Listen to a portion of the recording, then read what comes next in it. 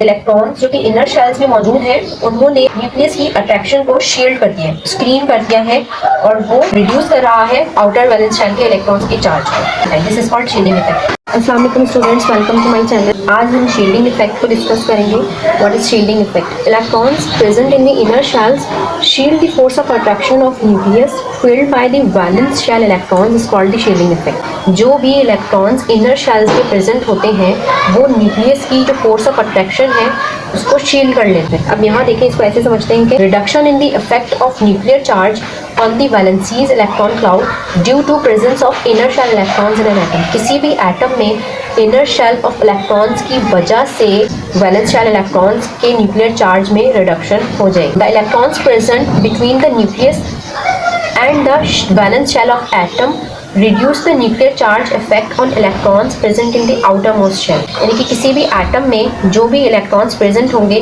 Nucleus और valence shell के दरमियान में, ठीक है, ये वैलेंस शेल इलेक्ट्रॉन्स है और ये न्यूक्लियस है। जो भी आउटरमोस्ट शेल में इलेक्ट्रॉन्स होंगे उनके न्यूक्लियर चार्ज को रिड्यूस कर देंगे। As a result valence electrons experience less nuclear charge than the actual charge which is called effective nuclear charge। इसीलिए जो वैलेंस शेल इलेक्ट्रॉन्स होंगे उनके पास less nuclear charge होगा than the actual charge के, जिसको हम effective nuclear charge भी कहते हैं। इलेक्ट्रॉन्स जो कि इनर शेल्स में मौजूद हैं उन्होंने न्यूक्लियस की अट्रैक्शन को शील्ड कर दिया है, स्क्रीन कर दिया है और वो रिड्यूस कर रहा है आउटर वैलेंस शेल के इलेक्ट्रॉन्स के चार्ज को। This is called shielding effect. Shielding effect increases down the group in periodic table, जबकि left to right periodic table में जब मूव करेंगे तो शील्डिंग इफेक्ट्स रिमेन सेम, यानी कि ना इंक्रीज होगी और ना ही डिक्रीज होगी। एग्जाम्पल में सोडियम और पोटेशियम एटम। सोडियम का एटम है जिसका nucleus first shell, second shell and the third shell,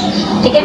2 electrons, 8 electrons and outer shell में 1 इलेक्ट्रॉन। तो सोडियम हैज 11 इलेक्ट्रॉन्स। इसी तरह हम पोटेशियम की अगर बात करें तो पोटेशियम के पास जो शेल्स होंगे वो ज़्यादा होंगे एज कम्पेयर टू सोडियम।